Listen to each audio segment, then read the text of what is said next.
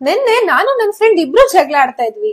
Gold ತಗೊಳ್ಳೋದೇ better. ಇಲ್ಲ, ನಂಗೆ ಸಿಲ್ವರ್ ಜ್ಯುವೆಲರಿನೇ ಚೆನ್ನಾಗ್ ಕಾಣುತ್ತೆ. ಇಲ್ಲ, ಗೋಲ್ಡ್ ಬೆಟರ್ ಇನ್ವೆಸ್ಟ್ಮೆಂಟ್ ಕೂಡ. ಆದ್ರೆ 2024 ಅಲ್ಲಿ ಸಿಲ್ವರೇ ಒಳ್ಳೆ ರಿಟರ್ನ್ಸ್ ನ ಕೊಟ್ಟಿರೋದು. ಸೊ ಯಾವ್ದು ಬೆಟರ್, ಗೋಲ್ಡ್ ಸಿಲ್ವರ್ ನೋಡೋಣ. ಲಾಸ್ಟ್ 25 ಇಯರ್ಸ್ ಅಲ್ಲಿ ಗೋಲ್ಡ್ ಪ್ರೈಸಸ್ 18x ಇನ್ಕ್ರೀಸ್ ಆಗಿದೆ, ಹಾಗೇನೆ ಸಿಲ್ವರ್ ಪ್ರೈಸಸ್ 12x ಇನ್ಕ್ರೀಸ್ ಆಗಿದೆ.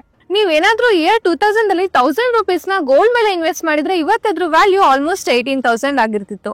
ಅದೇ 1000 ರುಪೀಸ್ ನ ಸಿಲ್ವರ್ ಮೇಲೆ ಇನ್ವೆಸ್ಟ್ ಮಾಡಿದ್ರೆ ಅದು ಆಲ್ಮೋಸ್ಟ್ 11,700 ಆಗಿರ್ತಿತ್ತು.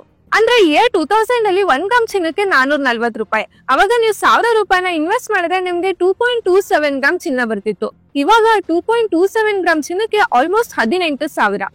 ಅದೇ ಸಿಲ್ವರ್ ನ ತಗೊಂಡ್ರೆ ಇಯರ್ 2000 ಅಲ್ಲಿ 1 ಗ್ರಾಮ್ಗೆ 7.9 ರೂಪಾಯಿ. ನೀವು ಅದೇ 1000 ರುಪೀಸ್ ಅಲ್ಲಿ ಸಿಲ್ವರ್ ನ ತಗೊಂಡಿದ್ರೆ 126.5 ಗ್ರಾಮ್ ಸಿಲ್ವರ್ ಬರ್ತಿತ್ತು. ಇವಾಗ ಅದರ ವ್ಯಾಲ್ಯೂ ಆಲ್ಮೋಸ್ಟ್ 11,710. 2024 ಅಲ್ಲಿ ಸಿಲ್ವರ್ 30% ರಿಟರ್ನ್ಸ್ ನ ಕೊಟ್ಟಿದೆ, ಅದೇ ಗೋಲ್ಡ್ 23% ರಿಟರ್ನ್ಸ್ ನ ಕೊಟ್ಟಿದೆ.